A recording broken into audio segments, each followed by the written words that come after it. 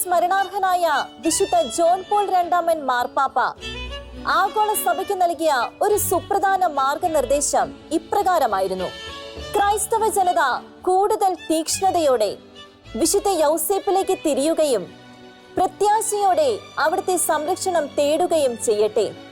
രക്ഷാകര പദ്ധതിയിൽ പങ്കാളിയും ശുശ്രൂഷകനും ആവുന്നതിന് അദ്ദേഹം സ്വീകരിച്ച ലളിതവും പക്വവുമായ വഴികൾ അവരുടെ നേത്രങ്ങൾക്ക് മുൻപിൽ പ്രകാശിക്കട്ടെ.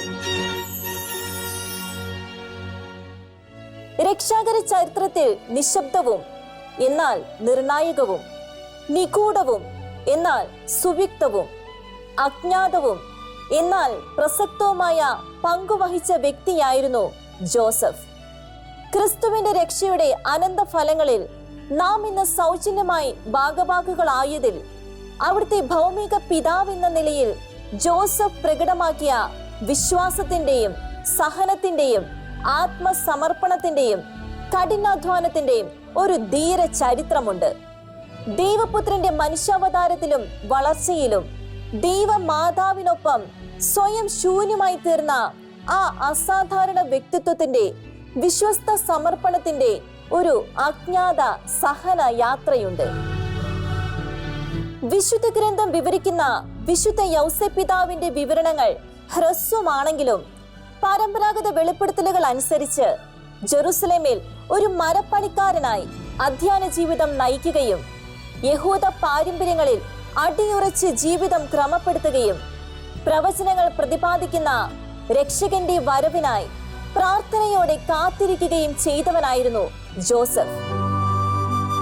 ഏവർക്കും സുസമ്മതനും പരോപകാരപ്രിയനും സത്യസന്ധനും സർവോപരി നീതിമാനും വിശ്വസിക്കാൻ യോഗ്യനുമായിരുന്ന ജോസഫിനെ ദൈവം തന്റെ രക്ഷാകര പദ്ധതിയിൽ പങ്കാളിയാക്കുന്നതിനായി വാർത്തെടുത്തുകൊണ്ടിരുന്നു.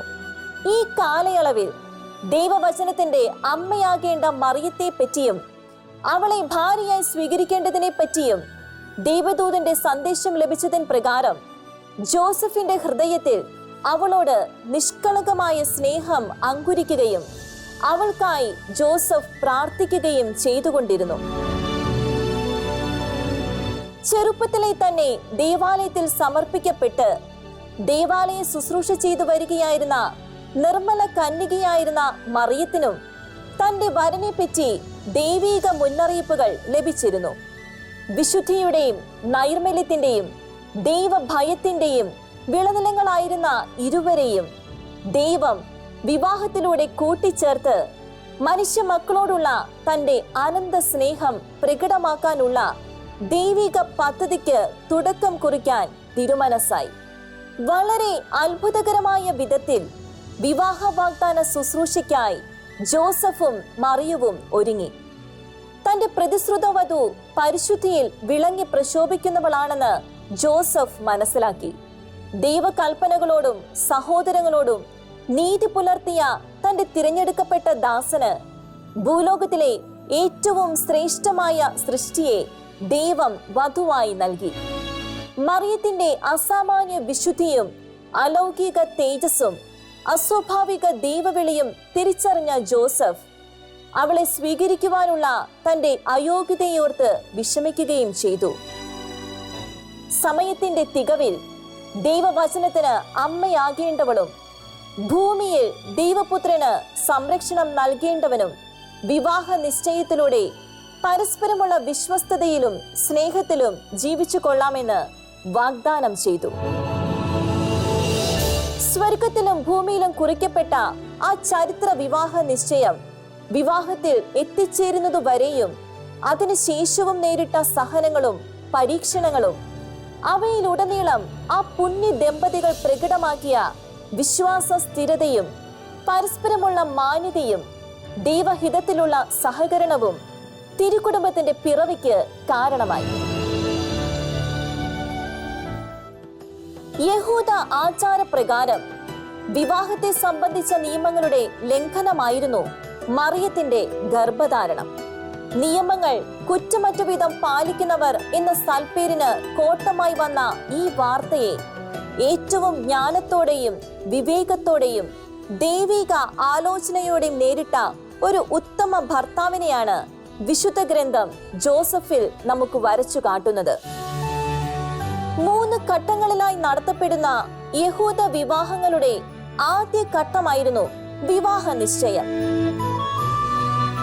ഇതോടെ ഔദ്യോഗികമായി ജോസഫും മറിയവും ഭാര്യ ഭർത്താക്കന്മാരായി അംഗീകരിക്കപ്പെടുമെങ്കിലും അവർ ഒരുമിച്ച് താമസം ആരംഭിക്കുന്നതിന് മുൻപായി തയ്യാറെടുപ്പിന്റെ ഒരു കാലഘട്ടം പൂർത്തിയാകേണ്ടിയിരുന്നു. പാരമ്പര്യപ്രകാരം മറിയത്തെ സ്വീകരിക്കാനായി ഈ കാലയളവിൽ ജോസഫ് തന്റെ ഭവനത്തിൽ ഒരുക്കങ്ങൾ പൂർത്തിയാക്കിക്കൊണ്ടിരുന്നു. മറിയമാകട്ടെ വിശ്വസ്തതയിലും പ്രാർത്ഥനയിലും തന്നെ വിവാഹ ജീവിതത്തിനായി ഒരുക്കിക്കൊണ്ടിരുന്നു. വിവാഹ തയ്യാറെടുപ്പിന്റെ ഈ നാളുകളിലായിരുന്നു മറിയത്തിന്റെ അടുക്കൽ ദൈവപുത്രന്റെ മനുഷ്യാവതാരത്തിന്റെ മംഗളവാർത്തയുമായി ഗബ്രിയേൽ ദൈവദൂതൻ അയക്കപ്പെട്ടത്. ദൈവഹിതത്തോട് സ്വതന്ത്ര സമ്മതമറിയിച്ച നിമിഷം പരിശുദ്ധാത്മാവിനാൽ മറിയം ഗർഭിണിയാക്കപ്പെട്ടു. നിയമപ്രകാരം അവളെ പരസ്യമായി അപകീർത്തിപ്പെടുത്തി കല്ലെറിഞ്ഞു കൊല്ലാനോ രഹസ്യമായി വിവാഹബന്ധം വേർപെടുത്താനോ ജോസഫിന് അധികാരമുണ്ടായിരുന്നു. മറിയത്തിന്റെ മാതൃത്വത്തെ കൈകാര്യം ചെയ്യേണ്ടത് എങ്ങനെ എന്ന് ജോസഫിന് സ്വാഭാവികമായും ആശയക്കുഴപ്പങ്ങൾ ഉണ്ടായി. ദൈവത്തിന്റെ മാർഗനിർദ്ദേശപ്രകാരം തനിക്ക് വിവാഹ നിശ്ചയം ചെയ്യപ്പെട്ടവളുടെ ഗർഭധാരണത്തെ പറ്റിയുള്ള ചോദ്യങ്ങൾക്ക് പരിഹാരമായും താൻ നേരിട്ട അതിസങ്കീർണ സാഹചര്യത്തിൽ ഒരു രക്ഷാമാർഗവും എന്ന വണ്ണം ജോസഫ് എടുത്ത തീരുമാനത്തെപ്പറ്റി വിശുദ്ധ ഗ്രന്ഥം പറയുന്നു. അവളുടെ ഭർത്താവായ ജോസഫ് നീതിമാനാകയാലും മറിയത്തെ അപമാനിതയാക്കാൻ ഇഷ്ടപ്പെടാകയാലും മറിയത്തെ രഹസ്യമായി ഉപേക്ഷിക്കുവാൻ തീരുമാനിച്ചു. അവൻ ഇതേക്കുറിച്ച് ആലോചിച്ചുകൊണ്ടിരിക്കെ കർത്താവിന്റെ ദൂതൻ സ്വപ്നത്തിൽ പ്രത്യക്ഷപ്പെട്ട് പറഞ്ഞു, ദാവീദിന്റെ പുത്രനായ ജോസഫ്, മറിയത്തെ ഭാര്യയായി സ്വീകരിക്കുവാൻ ശങ്കിക്കേണ്ട. അവൾ ഗർഭം ധരിച്ചിരിക്കുന്നത് പരിശുദ്ധാത്മാവിൽ നിന്നാണ്. അവൾ ഒരു പുത്രനെ പ്രസവിക്കും. നീ അവന് യേശു എന്ന് പേരിടണം. എന്തെന്നാൽ അവൻ തന്റെ ജനത്തെ അവരുടെ പാപങ്ങളിൽ നിന്ന് മോചിപ്പിക്കും. അങ്ങനെ നിയമപ്രകാരം തന്റെ ഭാര്യയായവൾ കന്യകയായി നിലനിന്നുകൊണ്ട് തന്നെ പരിശുദ്ധാത്മാവിന്റെ ശക്തിയാൽ അമ്മയായി എന്ന അമാനുഷിക സത്യം ദൈവജ്ഞാനത്താൽ ജോസഫ് ഗ്രഹിച്ചു. ശിശുവിന്റെ പേര് നിർദ്ദേശിച്ചുകൊണ്ട് ദൈവദൂതൻ തന്നെ ഭരമേൽപ്പിച്ച ദൈവപുത്രന്റെ ഭൂമിയിലെ പിതൃത്വം എന്ന ദൗത്യം ആ നിമിഷം മുതൽ മരണം വരെ ജോസഫ് നെഞ്ചിലേറ്റി.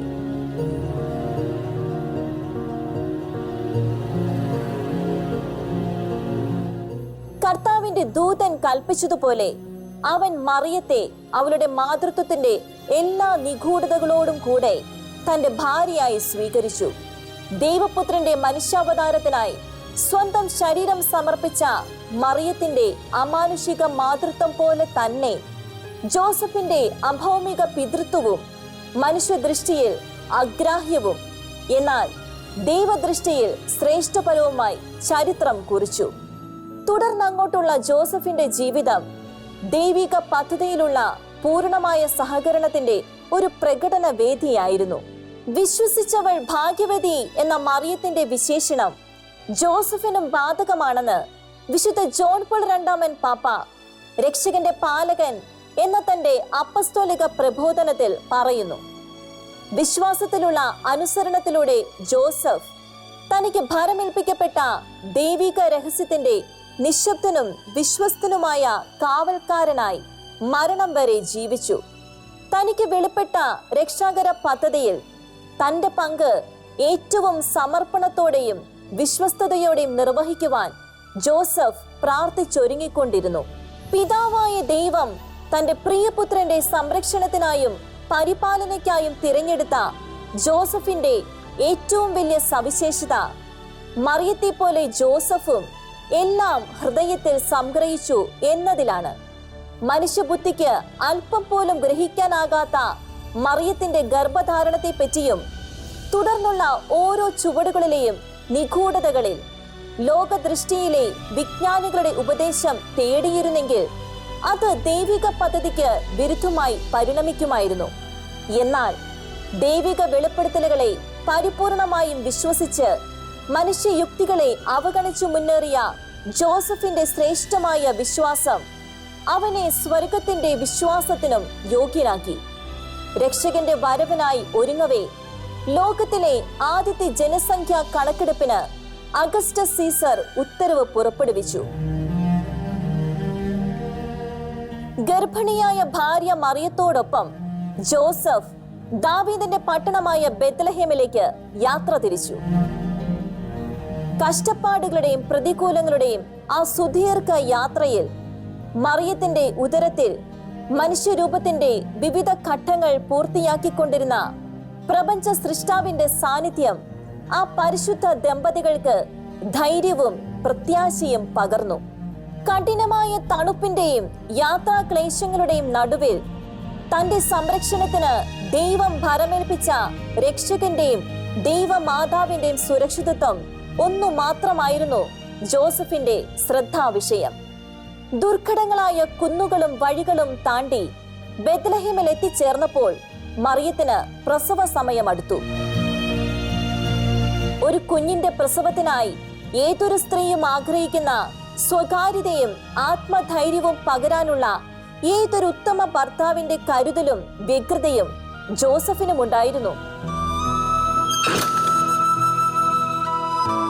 ഒടുവിൽ ഒരു പുൽക്കുടലിൽ തന്റെ ഭാര്യയ്ക്ക് പ്രസവശയ്യ തയ്യാറാക്കിയ ജോസഫ് തങ്ങൾക്ക് ദൈവം നേരിട്ട് സമ്മാനിച്ച പുത്ര സൗഭാഗ്യത്തിന്റെ സാക്ഷാത്കാരത്തിനായി ആകാംക്ഷയോടെ കാത്തിരുന്നു. സമയത്തിന്റെ തികവിൽ ദൈവത്തിന്റെ മനുഷ്യാവതാരം എന്ന ഗൂഢരഹസ്യത്തിന്റെ സംരക്ഷകൻ എന്ന നിലയിൽ ജോസഫിന്റെ കൺമുൻപിൽ രക്ഷകന്റെ പിറവി ചരിത്ര സത്യമായി ഒരു മനുഷ്യ രൂപത്തിൽ സാക്ഷാത്കൃതമായി. ബലഹീനരിൽ ബലഹീനനായ ഒരു മനുഷ്യക്കുഞ്ഞിന്റെ രൂപത്തിൽ തങ്ങൾക്ക് മുൻപിൽ യാഥാർത്ഥ്യമായ രക്ഷകന്റെ പിറവി ജോസഫ് ആത്മീയ പക്വതയോടെയും കൃതാർത്ഥതയോടെയും ഏറ്റെടുത്തു. ഉണ്ണിയെ കണ്ടുവണങ്ങാനായി എത്തിച്ചേർന്ന ജ്ഞാനികളും ആട്ടിടയന്മാരും ജോസഫിന് സ്വർഗം നൽകിയ സ്ഥിരീകരണ അടയാളങ്ങൾ കൂടിയായിരുന്നു. അങ്ങനെ റോമൻ സാമ്രാജ്യത്തിന്റെ രേഖകളിൽ നസ്രത്തിലെ ജോസഫിന്റെ മകനായ യേശു എന്ന നാമം രേഖപ്പെടുത്തപ്പെട്ടു. ദൈവപുത്രൻ സ്വയം മനുഷ്യപുത്രനായി അവതരിക്കുകയും തന്റെ ഭൗമിക പിതാവിന് ചരിത്രരേഖകളിൽ അംഗീകാരം നൽകുകയും ചെയ്തു. തിരുക്കുടുംബത്തിന്റെ നാഥൻ എന്ന നിലയിൽ ജോസഫിൽ ജ്ഞാനവും കൃപയും നിറഞ്ഞു നിന്നിരുന്നു. ഏറെ കരുതലോടെയും സ്നേഹത്തോടെയും ജോസഫ് തന്റെ കുഞ്ഞിന്റെ ഭൗതികവും ആത്മീയവുമായ ഉത്തരവാദിത്വങ്ങൾ നിർവഹിച്ചു. എല്ലാ നിയമങ്ങളെയും പ്രവചനങ്ങളെയും പൂർത്തിയാക്കേണ്ടിയിരുന്ന തന്റെ മകനെ ജോസഫ് യഹൂദ പാരമ്പര്യ പ്രകാരമുള്ള എല്ലാ നിയമങ്ങൾക്കും ആചാരങ്ങൾക്കും വിധേയനാക്കി. യഹൂദ നിയമപ്രകാരം ഒരു പിതാവിന്റെ ഒന്നാമത്തെ മതപരമായ ഉത്തരവാദിത്വമാണ് പുത്രന്റെ പരിച്ഛേദനം. ഈ കർമ്മം നിർവഹിച്ചുകൊണ്ട് ജോസഫ് യേശുവിനോടുള്ള തന്റെ അവകാശവും ചുമതലയും വ്യക്തമാക്കി. അങ്ങനെ മറ്റെല്ലാ അനുഷ്ഠാനങ്ങളും എന്ന പോലെ പരിച്ഛേദനവും യേശുവിൽ പൂർണ്ണമാക്കപ്പെടുന്നതിൽ ജോസഫ് സ്വർഗത്തിന്റെ ഉപകരണമായി. മാനവരക്ഷയ്ക്കായുള്ള യേശു എന്ന നാമം കുഞ്ഞിന് നൽകാനുള്ള തന്റെ ദൈവനിക്ഷിപ്തമായ ദൗത്യവും ആ പിതാവ് ഏറ്റവും ഭംഗിയായി നിറവേറ്റി. ശിശുവിന്റെ നാമകരണം നടത്തിയതിലൂടെ യേശുവിന്റെ പിതാവെന്ന നിലയിലുള്ള അവകാശവും ചുമതലയും പ്രഖ്യാപിക്കുക മാത്രമായിരുന്നില്ല ജോസഫ് ചെയ്തത്. പ്രത്യുത തന്റെ പുത്രൻ ലോകം മുഴുവന്റെയും രക്ഷകനാണെന്ന ഉറച്ച ബോധ്യം ഏറ്റുപറയുക കൂടിയായിരുന്നു ആ ശ്രേഷ്ഠ പിതാവ്. അങ്ങനെ മനുഷ്യനായി അവതരിച്ച ദൈവത്തെ, മനുഷ്യത്വത്തിന്റെ സർവമാനങ്ങളും ദൈവത്വത്തിന്റെ സർവ മഹത്വങ്ങളും കണക്കിലെടുത്ത് ദൈവിക ജ്ഞാനത്താൽ ജോസഫ് തന്റെ പിതൃവാത്സല്യത്തിന്റെ തണലിൽ വളർത്തിക്കൊണ്ടിരുന്നു. മനുഷ്യനായി പിറന്ന യേശുവിനെയും സ്വർഗപിതാവിന്റെ രക്ഷാകര പദ്ധതിയെയും ഇല്ലാതാക്കേണ്ടതിനായി പിശാച് പല മാർഗങ്ങളിലൂടെയും തന്ത്രങ്ങൾ മെനഞ്ഞുകൊണ്ടിരുന്നു. എന്നാൽ അപാരമായ ധൈര്യത്തിന്റെയും അനന്യമായ വിനയത്തിന്റെയും സർവോപരി ദൈവിക ജ്ഞാനത്തിന്റെയും വിളനിലമായിരുന്ന ജോസഫിന്റെ കരങ്ങളിൽ യേശുവും മറിയവും ഏറ്റവും സുരക്ഷിതരായിരുന്നു. തിന്മയുടെ കുതന്ത്രങ്ങളെയും രാജാക്കന്മാരുടെ പ്രതികാര ബുദ്ധിയെയും നേരിടാൻ കെൽപ്പുള്ള ബുദ്ധികൂർമ്മതയും സഹനശക്തിയും വിളങ്ങി നിന്നവനായിരുന്നു ദാവീദിന്റെ പുത്രനായ ജോസഫ്. യഹൂദരുടെ രാജാവിനെ പറ്റി ജ്ഞാനികളിൽ നിന്നും അറിഞ്ഞ ഹേറോദേസിൽ നിന്നും രക്ഷപ്പെടാനായി ഈജിപ്തിലേക്ക് പലായനം ചെയ്യാൻ ജോസഫിന് ദൈവനിർദ്ദേശം ലഭിച്ചു. ഇതിൻ പ്രകാരം തന്റെ കൊച്ചു കുടുംബത്തോടൊപ്പം ജോസഫ് പരീക്ഷണങ്ങളും സഹനങ്ങളും നിറഞ്ഞ അടുത്ത യാത്രയ്ക്കായി ഇറങ്ങിത്തിരിച്ചു. വർഷത്തിലെ ഏറ്റവും ശൈത്യമേറിയ കാലാവസ്ഥയിലായിരുന്നു തിരുക്കുടുംബത്തിന്റെ പലായനം. വിറങ്ങലിക്കുന്ന കൊടും തണുപ്പിൽ തുറസായ സ്ഥലങ്ങളിൽ അവർ അന്തി ഉറങ്ങേണ്ടി വന്നു. ഭക്ഷണപാനീയങ്ങളുടെ ദൗർലഭ്യം ഒരുക്കങ്ങളില്ലാതെ പുറപ്പെട്ട യാത്രയിൽ വലിയൊരു പ്രതിസന്ധിയായിരുന്നു. ദാരിദ്ര്യവും പട്ടിണിയും യാത്രാ ക്ലേശങ്ങളും തിരുക്കുടുംബത്തിന്റെ അപ്രതീക്ഷിത യാത്രയെ വലച്ചുവെങ്കിലും മറിയത്തിന്റെയും യേശുവിന്റെയും സംരക്ഷണം ജോസഫ് ഏറ്റവും ഉത്തരവാദിത്വത്തോടെ നിർവഹിച്ചു. രാജാതിരാജനായ ദൈവപുത്രന്റെ സഹനങ്ങളോട് ചേർത്ത് ജോസഫ് തന്റെ സഹനങ്ങൾ സമർപ്പിച്ചു. ബലഹീനനും നിസ്സഹായനുമായ മനുഷ്യന്റെ രൂപത്തിൽ തന്റെ കരങ്ങളിൽ അഭയം തേടിയ ദൈവപുത്രന്റെ സാന്നിധ്യം ആ പിതാവിന് ഉണർവും ധൈര്യവും പകർന്നു. ദൈവപുത്രന്റെ സഹനങ്ങളിൽ അഭേദ്യമാംവിധം പങ്കുചേർന്ന പരിശുദ്ധ മറിയം ജോസഫിന് പിന്തുണയും പ്രോത്സാഹനവും മനോധൈര്യവും പകർന്ന് ഉത്തമ ഭാര്യയായി ഒപ്പമുണ്ടായിരുന്നു. യാത്രയിലുടനീളം കുഞ്ഞിന്റെ സമഗ്ര സുരക്ഷിതത്വം ഉറപ്പാക്കാനായി കുഞ്ഞിനെ നെഞ്ചോട് ചേർത്ത് പട്ടാളക്കാരുടെ കണ്ണിൽ പെടാതെയും അപകട സൂചനകളെ മണത്തറിഞ്ഞ് കുറുക്കുവഴികൾ തിരഞ്ഞെടുത്തും അതിജാഗ്രതയോടെ മുന്നേറുന്ന ഒരു സ്നേഹ പിതാവിനെയാണ് പാരമ്പര്യങ്ങൾ നമുക്ക് മുൻപിൽ വിശുദ്ധ ജോസഫിനെ പറ്റി വരച്ചു കാട്ടുന്നത്. മനുഷ്യനെന്ന നിലയിൽ തന്റെ കുഞ്ഞിനു വേണ്ട പരിചരണങ്ങൾ നൽകുന്നതിനോടൊപ്പം ആകാശത്തെയും ഭൂമിയെയും സൃഷ്ടിച്ചവനും സ്വർഗത്തിന്റെ നാഥനുമായ രാജാതി രാജാവിനെ കൈകളിൽ വഹിക്കാനും നെഞ്ചോട് ചേർത്ത് തലോടാനും ഭൂവാസികൾ മുഴുവനിലും നിന്ന് തന്നെ തിരഞ്ഞെടുത്തവനായി ആ പിതാവ് കൃതജ്ഞതയർപ്പിക്കുകയും ചെയ്തു.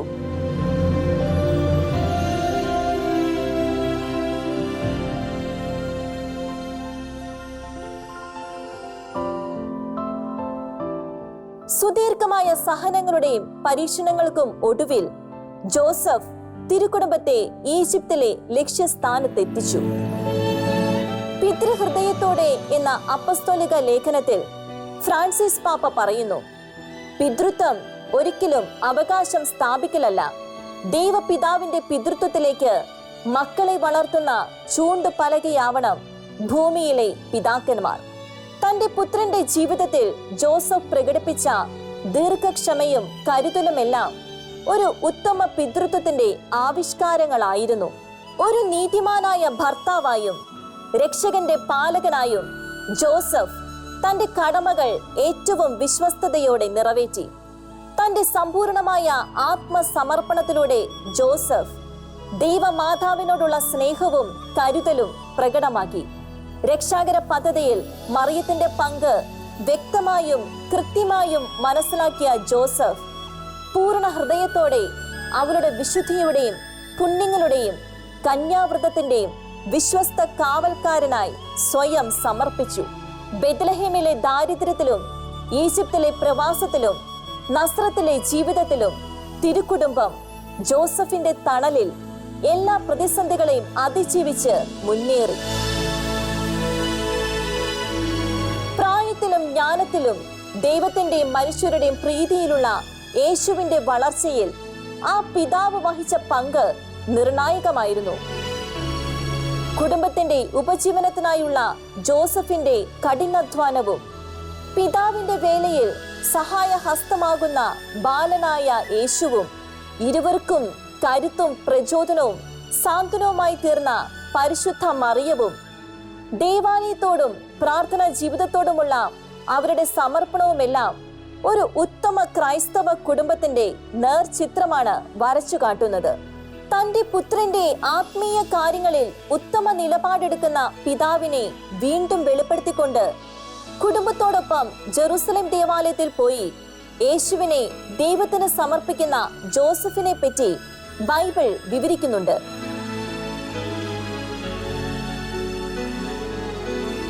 തിരുനാൾ കഴിഞ്ഞ് മാതാപിതാക്കൾ മടങ്ങിയെങ്കിലും ബാലനായ യേശു ജെറുസലേമിൽ തങ്ങി.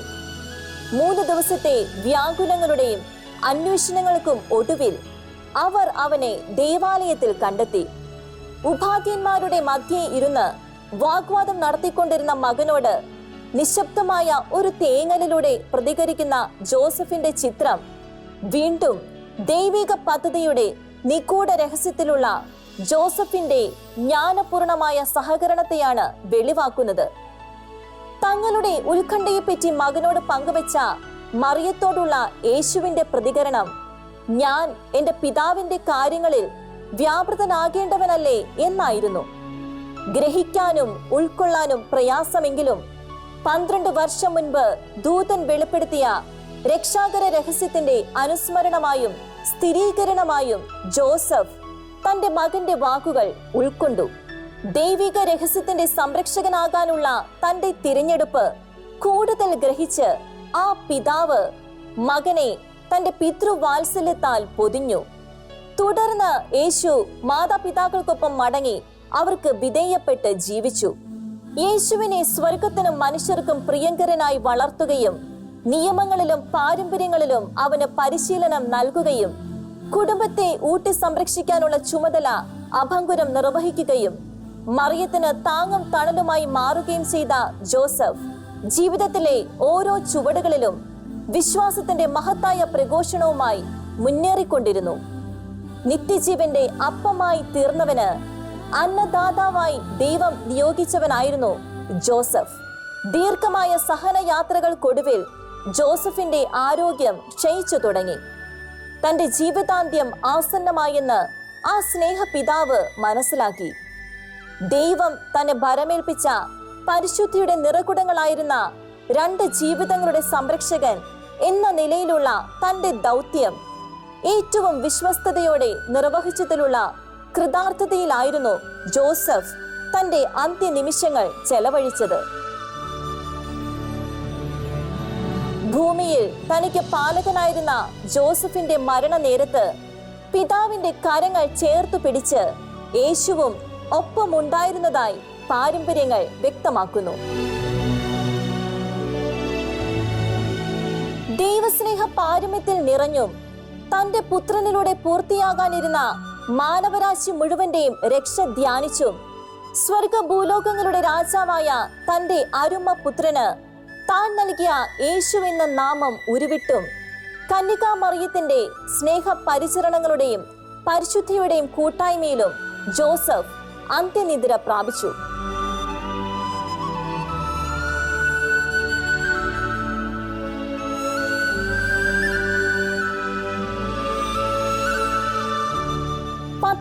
നൂറ്റാണ്ടിൽ ഏറെ വെല്ലുവിളികളെയും പീഡനങ്ങളെയും നേരിട്ട പശ്ചാത്തലത്തിൽ സഭയെ വളഞ്ഞ പ്രത്യക്ഷവും പരോക്ഷവുമായ ശത്രുക്കളിൽ നിന്നുമുള്ള സംരക്ഷണാർത്ഥം പിയൂസ് 9 പാപ്പ വിശുദ്ധ യൗസേ പിതാവിനെ ആഗോള സഭയുടെ മധ്യസ്ഥനായി പ്രഖ്യാപിക്കുകയുണ്ടായി. മനുഷ്യനായി അവതരിച്ച ലോകരക്ഷകന് ഹേറോദേസിൽ നിന്നും പിശാചിന്റെ പോരാട്ടങ്ങളിൽ നിന്നുമുള്ള സംരക്ഷണാർത്ഥം അഭയം നൽകിയ ജോസഫ് തന്റെ മകന്റെ രക്തത്തിന്റെ വിലയായ സഭയ്ക്കു വേണ്ടി ഇന്നും തന്റെ ആത്മീയ പോരാട്ടം തുടരുകയാണ്. ദൈവപുത്രൻ അപ്പ എന്ന് വിളിക്കാൻ സ്വർഗത്തിന്റെ വിശ്വസ്തതയ്ക്ക് പാത്രമായ ജോസഫിന്റെ വിശ്വാസ സ്ഥൈര്യവും നിശബ്ദ സഹനങ്ങളും ജീവിത വിശുദ്ധിയും ക്രൈസ്തവർക്ക് മുഴുവൻ മാതൃകയാണ്. കാരണം ഒരു സാധാരണ മനുഷ്യന്റെ വികാരങ്ങളും അഭിപ്രായ സ്വാതന്ത്ര്യവും ഉള്ളവനായിരുന്നു ജോസഫ്. ദൈവിക പദ്ധതിയോടുള്ള സഹകരണവും വിശ്വാസവും ആ സാധാരണ മനുഷ്യനെ ദൈവ തിരുമുൻപിൽ നീതിമാനാക്കി.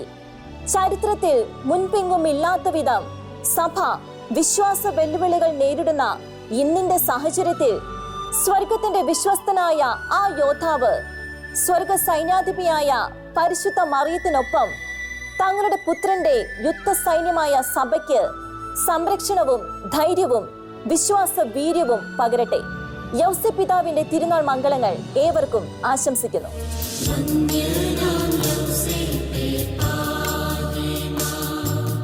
ധന്യനാം